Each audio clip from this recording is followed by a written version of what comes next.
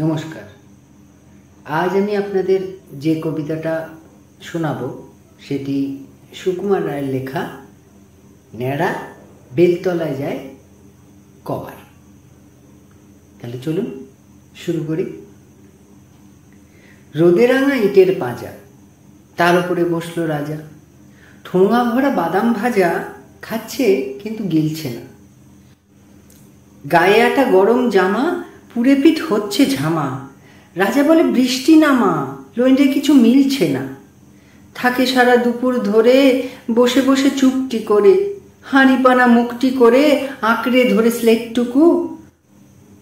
ঘেমে ঘেমে উঠছে ভিজে, ভেবা চাকা একলা নিজে। হিজিবিজি লিখছে কি যে বুঝছে না কেউ একটুকু।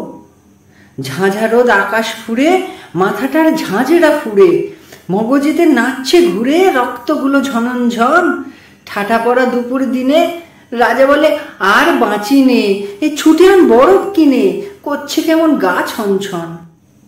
সবে বলে হায় কি হলো, রাজা বুঝি ভেবেই মলো। ওগো রাজা মুখটি তো খোলো, করো না ইহার কারণ কি?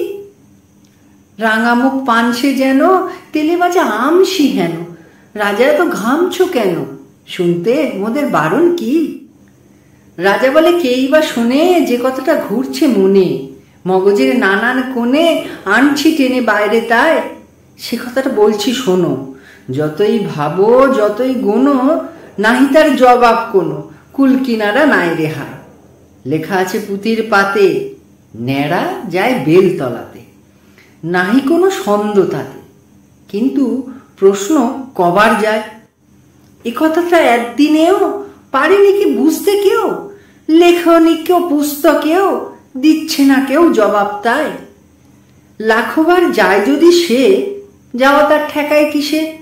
ভেবে তাই পায় না দিশে, নাই কি কিছু উপায় তার? এ কথাটা ঝিমনি বলা, রুগা এক ভিস্তিওয়ালা ঢিপ করে বাড়িয়ে গলা প্রণাম করলো দুপায় তার।